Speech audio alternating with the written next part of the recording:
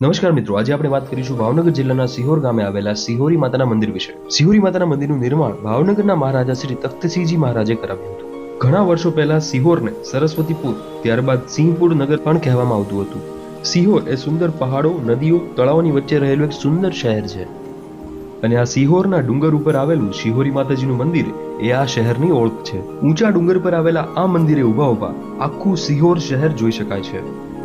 આ મંદિર લગભગ 800 વર્ષ જૂનું છે અને મંદિર પર જવા માટે લગભગ 400 જેવા પગથિયા ચડીને જવું પડે છે।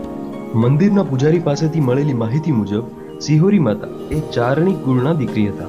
સિહોરી માતાજીને મંગળા ભવાની તરીકે પણ ઓળખવામાં આવે છે।